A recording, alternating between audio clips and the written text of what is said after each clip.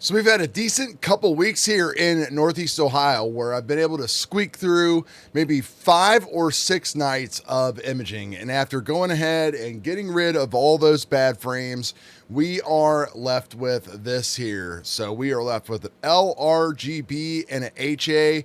We are getting ready to make our first mono image ever here in Pixinsight. We're not going to be jumping into Affinity Photo 2 yet, because if I tried to do that, I would not be able to make any content and show you guys how to do this because I'm still learning. So anyway, I'm Chad. This is the Easy Astro Images channel. Let's process our first image today. Now, this was taken with the RC6 with the Carbon Star Reducer. So we're shooting at a total of about 930 millimeters of focal length, which is totally awesome because these look great. The acquisition went super simple using the ASTRO and the filter wheel ZWO 533 mono and the new ZWO little mini guide scope f5. Everything looks great. I'm super happy about it. We got the new ASTRO on there. Got it from China in like a week. Didn't have to pay any tariffs. So that was always a bonus. I do think there was a little bit of a deal with maybe how it works with the HA. The HA just looks weird. It looks better in 24-bit mode here, but there was some extra banding and stuff that was going on in the HA. But when you stretch it out, it doesn't look too bad at all. So let's go ahead and get started on this. And a big shout out to my channel members. I appreciate all of you guys. If you want to support and help out the channel, there is a join button down below, and always you can like and subscribe to the video. Comment, tell me what you would do different. We're going to try some different things here in Pixinsight, some scripts that might make things a little bit easier and, you know, a little bit different. We're going to use some GHS and all that kind of fun stuff. So here are our images, and the good thing that I said about having that focal length is, you know, the ability to go ahead and just crop right into the image. So we've shot this thing at 930 millimeters of focal length with the RC6, and I believe with the luminance we ended up getting around 9 to 10 hours, about 15 hours of HA, and we're a little light on the color data, only about 3 hours on each filter. I wish we could have got more, but that's just kind of the way things are. So we're going to go through some of the basic steps here first. First thing I'm going to do is just go ahead and just kind of crop everything, because we are shooting at this higher focal length, and the star of the subject, of course, is going to be the cigar galaxy. And it's up to you how aggressive you want to crop your image, of course. But, you know, we're going to try to maintain the squareness and all that stuff of the 533 sensor, and try not to get like any kind of star spikes or any of that kind of stuff in there. There's all kinds of like beautiful little galaxies that are in here as well. So when you're happy with your crop, you can see we're getting rid of a lot of the image here. To apply that to all the image, just go ahead and drag that process off. Then we'll do a little bit of gradient correction here. Probably just going to use Graxpert since it's nice and easy, even though we don't really have any gradients. Going to do all this on each individual channel. Now, so we can kind of get some of this stuff out of the way here, let's go ahead and just be sure that all of our images are aligned by using the star alignment process. We will use the luminance image as our reference image since it pretty much has the most fun stuff. So we'll just go ahead and click on add the views, and we will select all of our views that we want to add, and we'll hit the little button down here. Now we've got new images, so we're going to have to rearrange our desktop again. So now let's just open up channel combination, and let's go ahead and just smash ourselves an RGB gem image together here with the registered images. And we'll take a look at what that looks like right there. Don't worry, we are going to clean that up right now. So we're going to go ahead and try this out. This looks like it's a little promising little script that I've actually never used. So it's actually auto linear fit. So all we got to do is just select the image that we're going to do and go ahead and click on the check mark, and it's going to do the statistics averaging and all that stuff for you, and it's going to automatically align these 3 color channels, and boom, there is our RGB. It does use the lowest mean. Some people like to use highest or whatever, but that is what we're looking at right there. And then we'll go ahead and use another script real quick. We'll use the auto color script. And this will just kind of clean things up a little bit. Doesn't really change things a whole lot, but I just find that it's pretty cool. Now that that's all done, we'll go ahead and reset the screen stretch, and that is what we're looking at right there. Now we'll just go ahead and run the blur exterminator in correct only mode and just kind of clean that up a little bit. So we have our RGB image now, and we'll go ahead and just park it down over here since that's what we're going to do. And let's pull up our HA, and we'll go ahead and just run the correct only on the HA.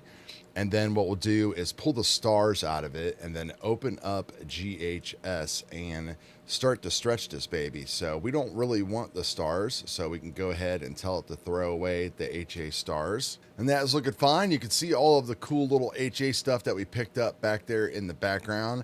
Now let's go ahead and open GHS. And GHS, I've been using a lot more lately. You know, you don't have to get as complicated with GHS as we kind of used to be. I've seen people just using it in a more simplified method, and it really just seems to work out good. So let's go ahead, click on the real-time preview and open everything up. Let's go ahead and click on the plus sign so we can see the big zoom. And the first thing we want to do is we want to clear up this empty space back here. So let's go ahead and click into linear mode and then move our line like right here. Just kind of click like right behind the line here. And what we're trying to do is just create some more contrast in the image. So we're going to click send to BP and just go ahead and click on the apply button, and that's just going to kind of redo everything to give us a good stretching opportunity to start with. So now we can, zoom back out to normal mode. We can go in right here and go into the log mode. And if you still see what's going on, you can click on the plus a little bit. And I'm going to make this actually a little bit bigger so I can kind of show you guys a little bit what's going on. I am just going to go right here to basically the peak of where all of the information is and click on that area right there and send that to the SP. And now we're back into the GH mode. And now we're back into the GHS mode, and we're just going to grab the stretch factor and we are going to just start to drag this over. Like, don't worry about looking at anything or anything like that that's going on. Just start to stretch your image. And, we're looking for just the HA here. So we don't need to like stretch this like super crazy or anything like that. We just want all of these cool little HA blobs that are inside of there. So find a point that you think you are comfortable with. And, you can always tell that you probably should need some more data.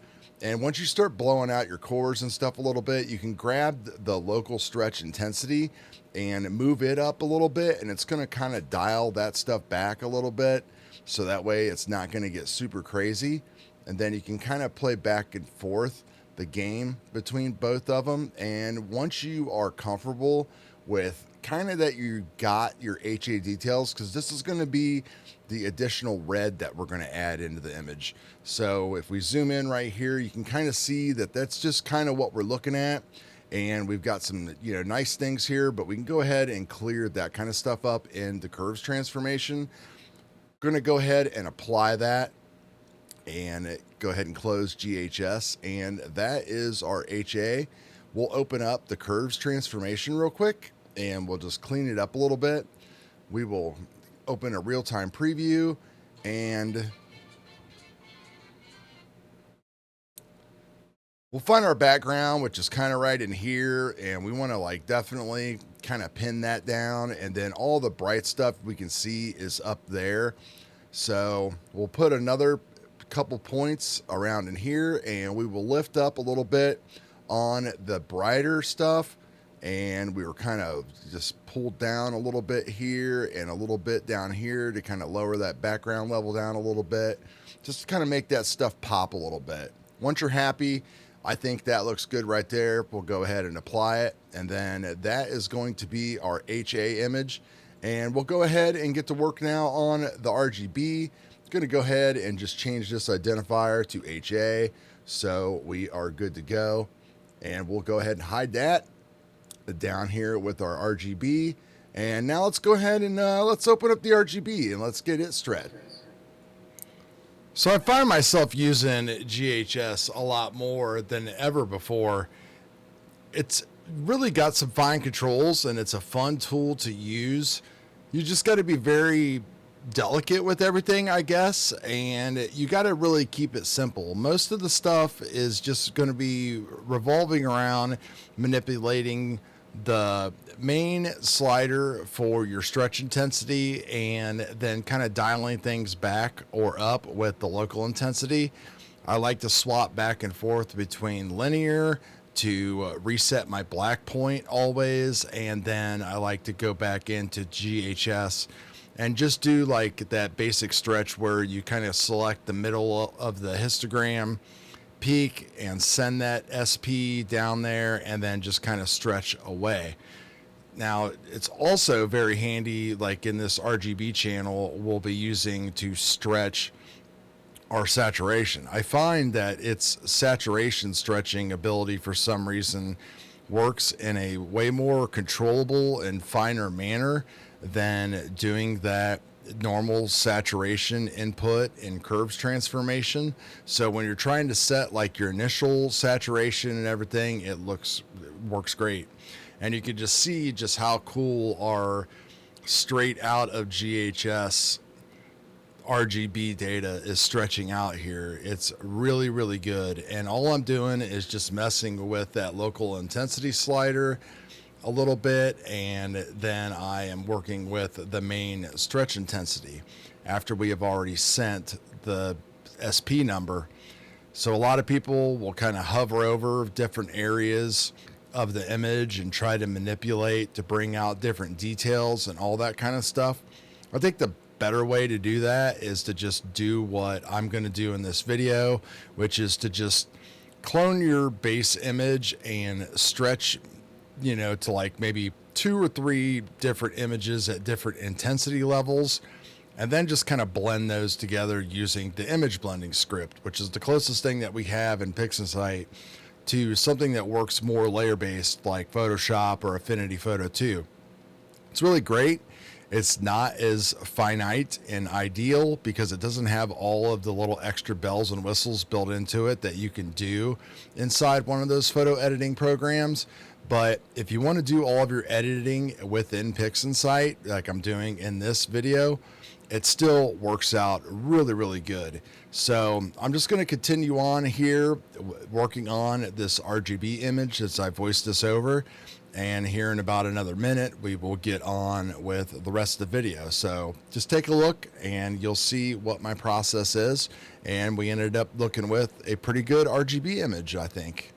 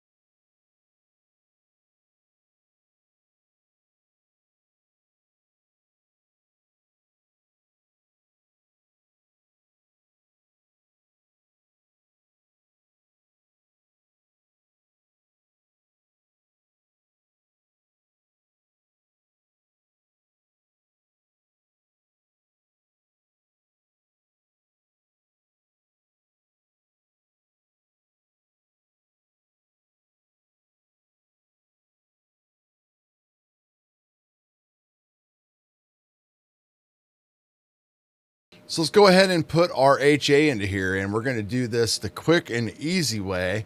We're going to use the combined RGB and HA script right here.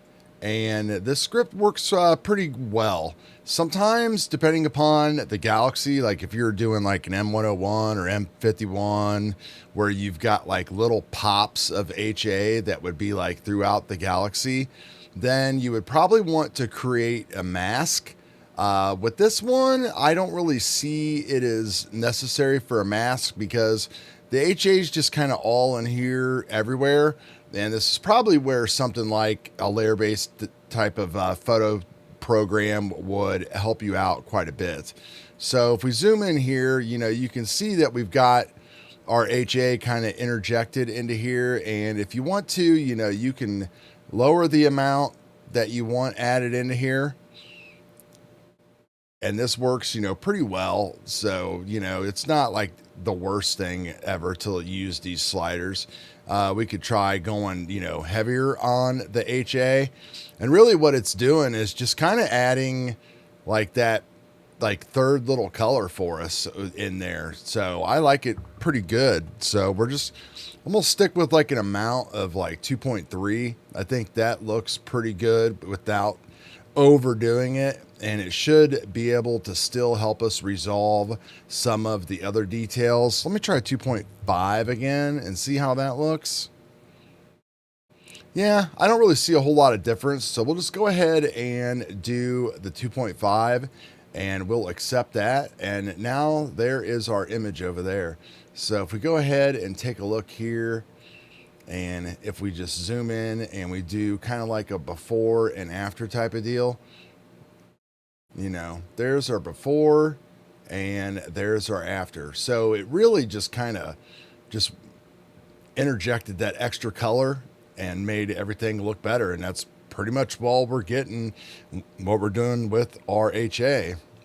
So now what we're going to do is open up convolution, and we're going to blur this, because what we're going to do is we're going to make a couple really cool stretches with our luminance, and we're going to use that as all of our detail. So we probably don't need to go like super crazy with the blur amount. So let me just reset this tool here, and let's just move this up a little bit. And that looks pretty good. So we'll just go ahead and save that off. And that is going to be all of our color information. So we can go ahead and just kind of park that down here and open up our luminance. And if we take a look at our luminance, you can see that we've got just all kinds of freaking extra detail going on in there. All that good stuff. Let's work on this luminance data now. So the first thing we're going to do is we're going to run Blur Exterminator on this. We've already ran the correct only, so we're going to run this in a regular mode here, and I'm going to drop down my sharpen stars a little bit so it's not as aggressive. And we're going to go ahead and run this on the overall luminance image, and that just kind of gave us a little bit of detail to work with inside of there. So we're good with that right now. And then let's go ahead and make a clone of this, because what we're going to do is combine two different stretches. So I want to use like a fine stretch to kind of capture the type of like finer detail out in here. And then I want to do just a regular stretch kind of for the core. And we'll use the stars off of one and not off of the other. So we'll go ahead and drag this out and make a clone. And we'll park that one up there, and let's go ahead and take the stars out of this one here. So this will be like our fine detail kind of one that we don't want the stars from. So this is going to be the one that we're going to stretch to capture all of this fine detail here. So we'll open up GHS again and reset the tool and open up the live preview, and we'll go ahead and do a big zoom here and go to the linear mode again This date is already pretty well against the black line, so let's just go ahead and do the log view, and let's just go back to the GHS, reset the tool, and let's just start to stretch this a little bit.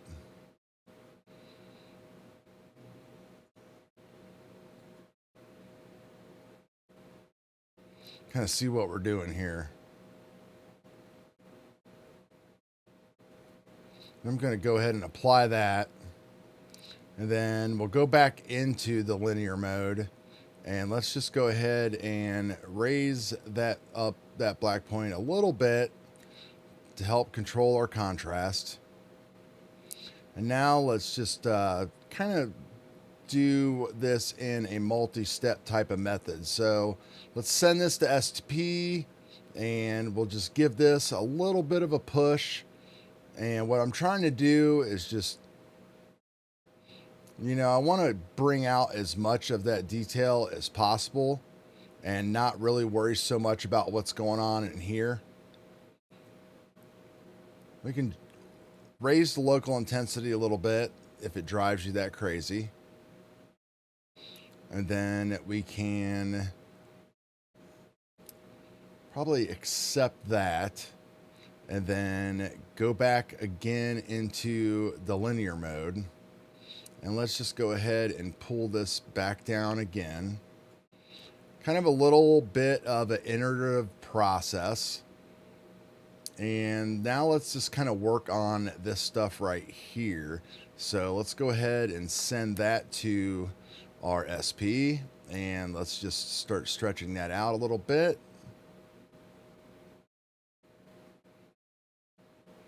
So we're not getting a whole lot. We're just getting a big bright blurb, as you can see. If we just keep stretching it and stretching it, we're just blowing everything out. So I'm pretty happy with the way the stars look and everything else. Go ahead and accept that, and then we'll just go back into the linear mode and just pull the blacks down a little bit more and accept that. So that is basically going to be our fine detail and stars image. So let's go ahead and pull the stars out, because those are the stars that we're going to want to use. So we'll go into the unscreened stars because it's already been stretched. We'll put those down here because we're going to use those stars and we're going to use that data. And then we'll open up our luminance here of our clone, and we will pull the stars out of this one, and this is just going to be our core data. Kind of a new process. I mean, I guess it's not new, but I've seen a lot of people just kind of doing this lately. Just a way to just multiple stretch. It's just another way to just kind of leverage Pixinsight to kind of do some of the things that we wanted to do. So go into linear mode here, and won't really see our histogram again. So let's just start giving this, let's just give it a little bit of an overall stretch here. Let's go back into GHS mode and just kind of start pulling up on this until we can see a little bit of something like that right there, and we'll accept that. And then let's go ahead and just click right here in, kind of the middle-ish area of our line. You can zoom in a little bit again with the big zoom if you wanted to see. So kind of like right there is kind of our middle. And then let's just start stretching that just a little bit and being very careful not to blow out our core details.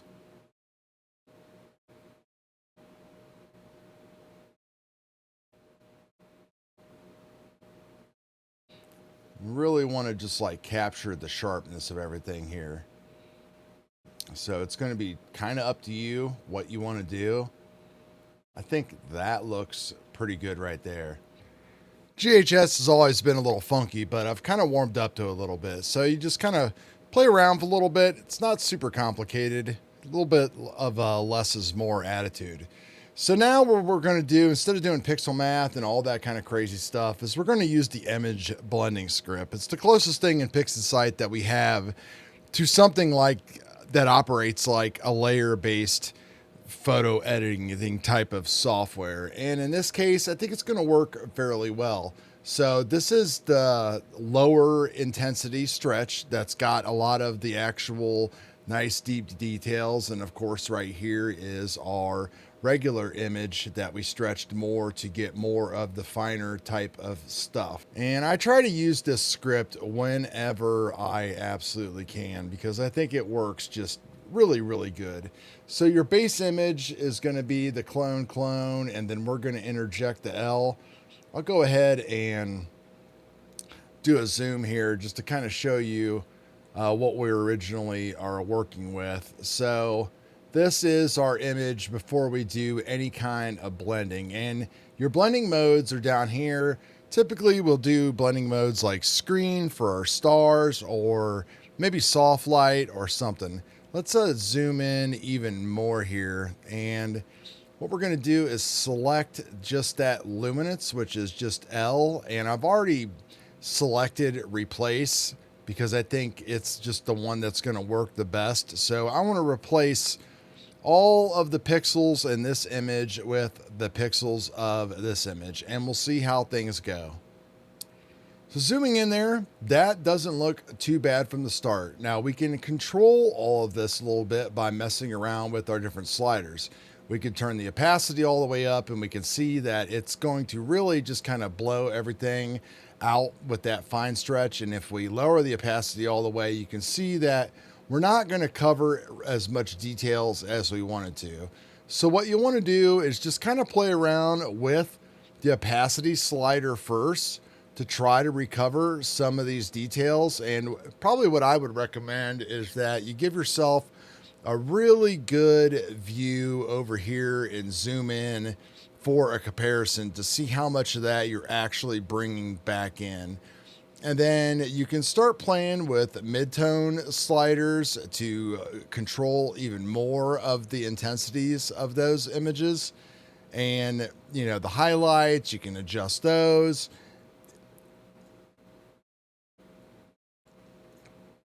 And then, of course, you can play with the black point as well. Not getting a whole lot out of that, so we'll just go ahead and reset the black point. Maybe raise it up a little bit because I think it looked a little bit better, but just not too much there. So don't want to lose any details. You can also adjust stuff on the base image as well, but I think that this is going to accomplish what we wanted to.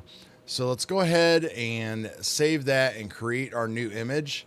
And this is our new blended image. So if we drag over here and if we zoom in real tight, and let's go ahead and make our comparable zoom, we can see that we did just enough. We're never going to get it as perfect as we can, but you can definitely see that we made a pretty good improvement without doing crazy things like pixel math to create our new luminance image. So I'm going to go ahead and just kind of tuck this down here out of the way and close that one and get it out of the way. So now we have our luminance image, we have our RGB image, we have our stars, of course, that we have. And now we can basically get to the point where we can start putting all of this together. We could probably work on this image a little bit here as well. We can pull up a curves transformation real quick and just try to clean things up a little bit more. So you can see our background levels got a little bit brighter. So if we bring up the histogram and see where that's at, it's all right there again. So I'm going to drop a couple points here, and let's just pull down on the background slightly.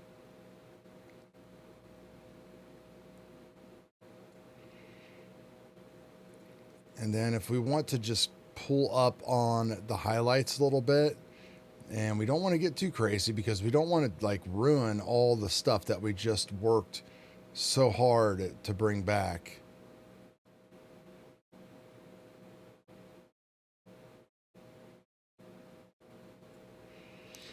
A lot of good detail going on from end to end there. So I'm pretty happy with that. We'll go ahead and save that right there. So I think now what we can do is let's do a little bit of what I like to call poor man sharpening with Blur Exterminator, because it seems to work very well even without the stars. So if we do the sharpen non-stellar, I usually like push this up to about a 65 to a 70. Sometimes you can go a little bit higher. And we can drag and drop this onto the preview and see what it's going to do. And that's a little bit too crunchy, so let's go ahead and back that out. So it seems like just kind of playing with it, we went a little bit too far. So right there is a 20. And if we zoom out a little bit, we can see doing the Control-Shift-Z that it's just a little bit. But if you push it a little bit too far, it's definitely going to get just a little too crunchy. But just trying to add a little bit more flavor to it. So I think 25, I think we can get away with 25 and that'll look fine. So we'll pull that out and just go ahead and apply that to the entire image.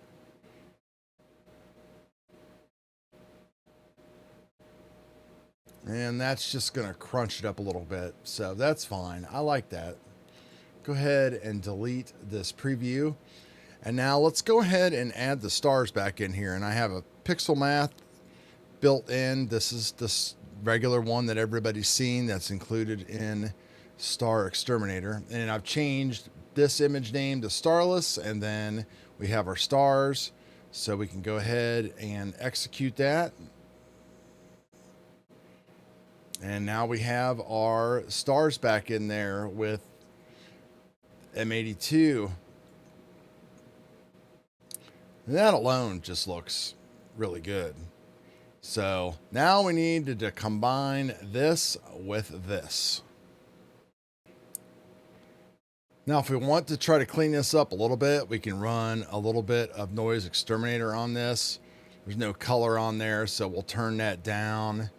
And I don't want to go super aggressive with it because I don't want to lose all of the detail that we had before. So we'll go ahead and denoise this image here of all of our luminance data.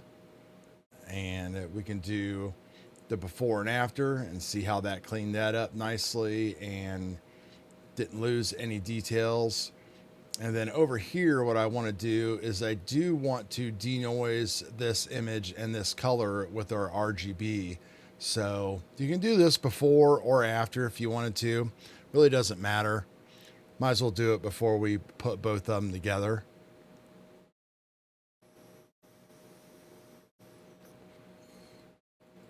All right, that looks good. So now it is about time for the moment of truth. And we're going to be using the Lrgb combination tool.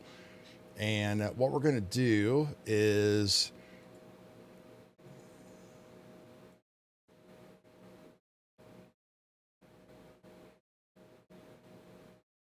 we're going to change this to the lab color space and disable these two.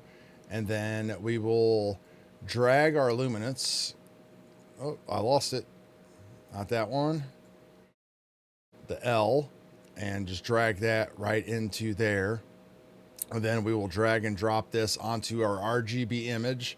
And when I let go of this mouse wheel button, we should have a pretty dang good image. Totally not. Did something wrong. We were going to drag and drop onto here and we should have a pretty darn good image.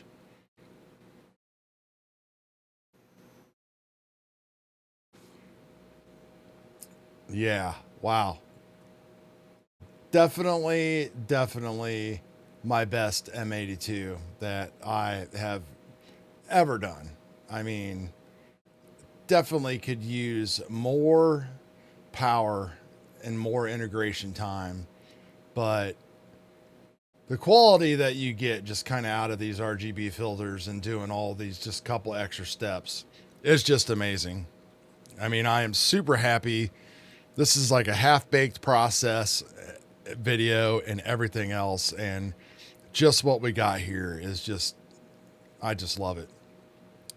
We could go into some curves transformation here and try to get like some final tuning on it if we wanted to. So if we wanted to, you know, kind of either brighten our background a little bit, like some people don't like the black, completely black type of background, you know, it's going to bring up a little bit of that stuff there. You could pull down on the midtones just a little bit to kind of whisk away a little bit of that inner stuff that's kind of bleeding together without sacrificing a lot of the faint stuff.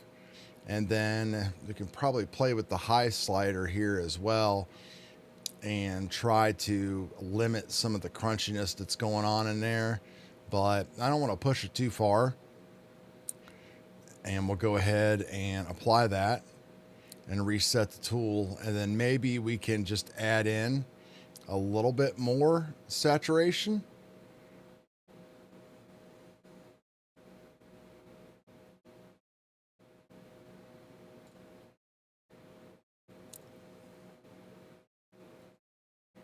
And then probably just pull out a touch of green.